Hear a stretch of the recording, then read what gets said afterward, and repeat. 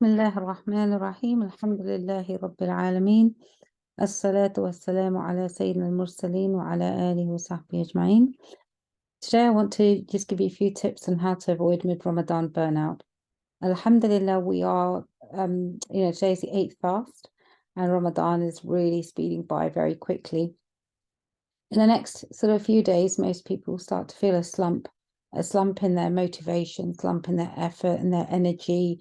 Many people start to feel quite down about not having been consistent with their goals. And then it takes kind of getting through to the last 10 nights for people to find their energy again. So I want to change how we think about Ramadan and how we approach this mid-Ramadan slump or mid-Ramadan burnout, or however you want to call it. So the first thing that's always really important is preparation. So if we can prepare for this, so today is day 8, and we probably hit most people in the next couple of days, then inshallah, it's on our radar and we're in a better place to do something about it. What I do want to say is that we need to take stock of where we are. So this is about being present with ourselves and recognizing our state of entry. So by this, I mean that if you have gone into Ramadan burnt out, so, you might have used Rajab and Sha'ban to prepare, whether spiritually, practically, but sometimes we do so much preparation that by the time we enter the month, we're actually exhausted. And then we're trying to push through from a place of exhaustion. And one lesson that I've learned over the years, because I used to be very meticulous about getting everything out of the way that I possibly could to clear time in the month, and then I would come in and then I would feel quite tired quite quickly, is to actually realize that Ramadan is a month where life doesn't exist, where things don't continue to happen, but rather it's a month where we have to learn to make those changes whilst living our lives. So it's important those goals are small and steady and consistent. And so it's really important to be aware that if you're coming in really tired and you're setting very lofty goals, it's going to be that much harder. Of course, Allah subhanahu wa ta'ala rewards us by our intentions, and He can put barakah into our deeds. So I'm not saying to be unambitious, but what I'm saying is to be mindful of your entry point in terms of setting goals and having realistic expectations. So it might be easy to go slower and more consistently and more in line with where you are, having a genuine appreciation of how you've been living, and then recognizing that ultimately our journey is to Allah subhanahu wa ta'ala, and we need to be consistent and continue to move forward little by little, inshallah, in His way, rather than by fits and starts. The other thing that I wanted to bring up was that sometimes we have our same old patterns. So by that, I mean that we may end up actually setting the same goals for Ramadan every year. So I'm just going to pause this for a moment.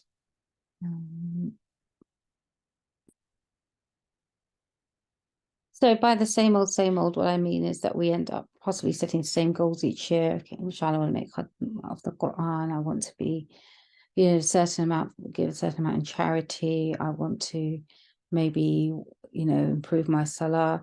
And the problem is that when we set the same old goals each year, number one, that's telling us that we might not have made any progress or lasting progress from the last Ramadan, but also that we're likely to fall into the same patterns, experience the same obstacles, and come away with the same feelings of negativity. And that, that negativity is the biggest problem. Allah subhanahu wa ta'ala tells us that, an-najwa min ash-shaytan, that actually these secret counsels, they are from the shaitan, and they drive negativity, they drive hopelessness, they drive fear, and actually we're setting ourselves up for failure. So it's important to be aware of the psychological process that's going on behind our experiences when we get to this mid-Ramadan slump. The other thing to think about is that, unless we do something differently, we are going to recreate that cycle. So it might be time to actually shake up those goals or think about why they haven't worked previously. Why have they not stuck? Were they the right goals? Were they the right sized goals? Were they correctly timed goals? So it's really important to take stock around this time and review those things, and see where we can change those patterns. also want to talk about the concept of gradualism. So we know that the Quran was revealed over 23 years to the Prophet ﷺ. And, our religion, often takes a gradual approach. So although Ramadan is a month of sort of superpowered connection with Allah subhanahu wa ta'ala, I think the interesting thing is that the last 10 nights sit in the last 10 nights, as in we aren't expected to go from Sha'ban straight into the first 10 nights of Ramadan as being potentially the most important. I know that the hadith around this vary, but taking the sort of the common opinions that, Laylatul Qadr is likely to sit in the last 10 nights of Ramadan. So it's thinking about why has Allah subhanahu wa ta'ala designed things like this. And really the whole point is for us to be able to build up our connection day by day, little by little, so that when we achieve that state, we don't have this slump. Actually, we are building up in a more linear fashion or a stepwise fashion in terms of our connectivity, the clarity of our hearts, and our ability to stay up at night and worship. So having a gradual approach. And one of the things that I found really inspiring was when we went on Hajj, the sheikh who took us on Hajj said Hajj is a bit like a washing machine. So it starts off gently, you go to your Mina, then you go to, Muzdalifah, Arafat, Mina, and then Arafat and Muzdalifah, etc. And actually what happens, it gets harder and harder. So it's like the different phases of the washing machine, then you have a real spin and then you come out at the other end like a newborn. And Ramadan is no different either. You start off gently, your body gets used to the routine, you're detoxing, you might be a bit tired, and then, inshallah, you build up little by little so that by the last 10 days, you're in a really good place to be able to connect with Allah subhanahu wa ta'ala, have sins forgiven, be freed from the fire, inshallah. Okay, so what are some of the practical things we can do? We've talked a bit about mindset. And we've talked a bit about these cycles of negativity. So I want us to actually approach things with something called self-compassion. That means that even if things are not going your way, remember that Allah subhanahu wa ta'ala knows that our test is, he says that our test is according to our power, but we are responsible for how we approach things and what steps we take to be able to be successful, which is why I'm producing this short talk. So from that point of view, it's recognizing that we are human, we're not angels, we will get tired, and that's okay. And sometimes we will take 2 steps forward and 1 step back, and that's okay as well. But the key is not to give up on that connection with Allah subhanahu wa ta'ala, on that progress. So that's really, really important. So to not lose hope. In fact, we should have, realize that we are limited creatures. We are the creation of Allah subhanahu wa ta'ala. So we will have limits. Yet we need to have an excellent opinion of Allah subhanahu wa ta'ala, knowing that He can put barakah into our time, He can give us the strength and support, and He can accept our deeds and multiply them. The secret to that is obviously purity of intention. So with all our actions and our goals, we need to just, around this time, recheck our intention, make sure that we're doing them for Allah subhanahu wa ta'ala's sake.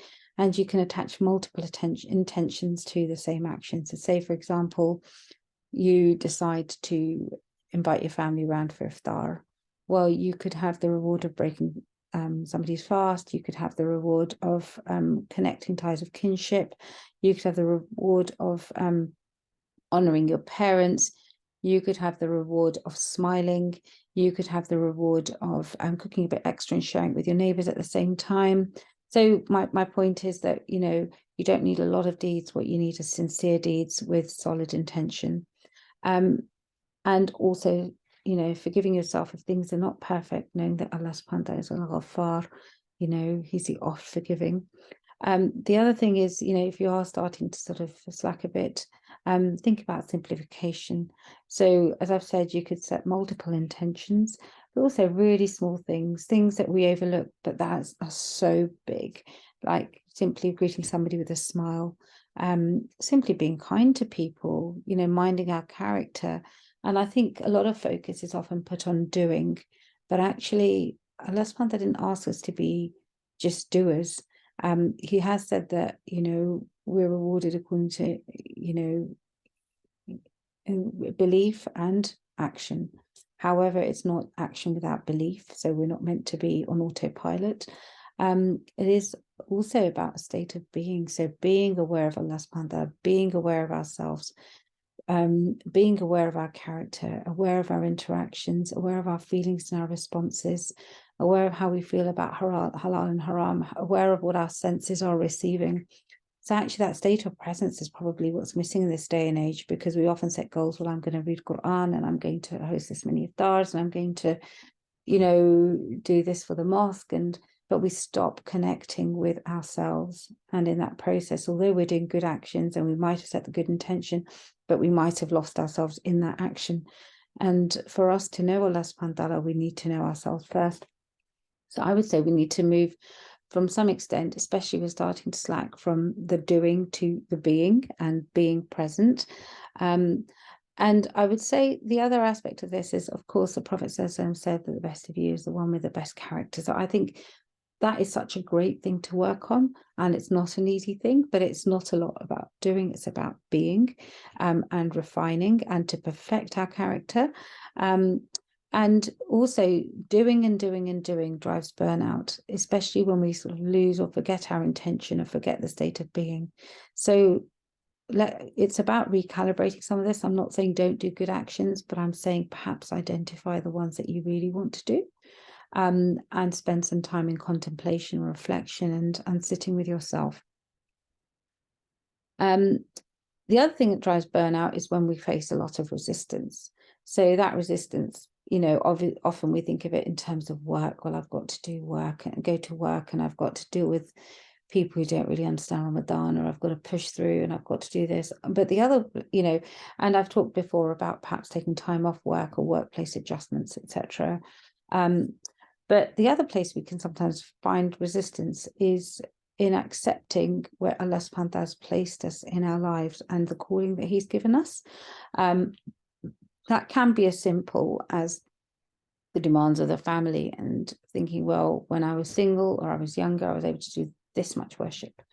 And now, actually, I just don't want my kids to be in my way. I want to sit on the prayer mat. I want to read my Quran. I don't really want to engage in intimacy with my husband, many things that might come up. But actually, this is not what Allah subhanahu wa ta'ala wants of us. The test he's given us is exactly as he's designed it. And I think that if we are really struggling with that, then we've kind of lost, we've lost the plot a little bit. So really, this is about sustainable change. So what we want to do is actually think about how do we, rather than resisting all these things and being unpleasant, and actually it uses up a huge amount of energy, how do I carry my loved ones with me? Or how do I carry my situation with me? How do I carry my children and my family with me in this? And again, it comes down to the concept of being. So, really simple things, playing some Quran around the house, smiling, showing extra good character and extra patience with your family, and showing them balance, that yes, there is time for fasting, but actually how do we relax as a family when we break the fast in a halal way while still being mindful of Allah subhanahu wa ta'ala, and building them up and not pushing them in a way that is with harshness, but carrying them over gently, and working with them from wherever point they're coming, whether they're children, whether they're teenagers, coming and being with them at their level, just as you might imagine the Prophet ﷺ might have done with people. And so I think that's really important, is to not regret where you are in life, but rather to see that this is the unique test that Allah subhanahu wa ta'ala has created for you. And what does he want from you in this situation? And remembering that our faith is not one of isolation, but it's one of community, and that community starts at home. Okay. And then I'd like to just say that two other things about sort of goals and worship. So we've talked a lot about being, but now actually about some of the sort of spiritual acts of doing. So in terms of this mid-Ramadan slump, it's sometimes really helpful to have sight of the bigger things. So think about, go back and review your goals. What did I want to achieve this Ramadan? What's working? What's not working? But what is the one change that I would really like to stick with me? Obviously, you might be consistent with memorization or something along those lines, but it may be something as simple as, well, I really want to master having khushu in my prayers. And that is the one transformative thing that I'm going to really not want to compromise on. So from that point of view, it's worth taking stock. And then I would suggest that it might be an idea to change up some of your worship. So I'm not saying necessarily let go of your goals, but I'm thinking about what are you doing, what's working well, what's not working well. But actually, we get bored. We're human beings. And, we start to do things on autopilot and robotically and without the soul. Ibn Adallah said that the intention is like the soul of the action. And so our actions become soulless if we aren't able to actively connect with the intention. And we experience boredom. So it might be worth thinking, well, the first part, I've spent a lot of time doing X, Y, and Z, maybe listening to some talks, but actually I'm not really taking in all those talks. Maybe I need to switch to some reading, or, I've been, listening to the Quran, but actually what I really want to do is spend the next few days just actually checking over my tajweed.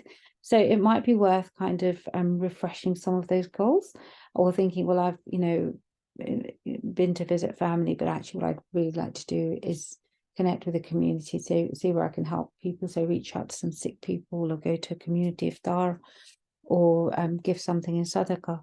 So by varying our worship, whilst holding on to perhaps one or two key goals, we can keep our hearts fresh for the remembrance of Allah subhanahu wa ta'ala. And that's everything from me. So, may Allah subhanahu wa ta'ala give us continued energy to keep worshipping him. I'm expecting this is probably going to be my last reminder this Ramadan, unless something really urgent comes up. But may Allah subhanahu wa ta'ala accept it from me and from all of you and all of us. And may we have continued energy and devotion to love Allah subhanahu wa ta'ala, Rasul sallallahu alaihi wasallam.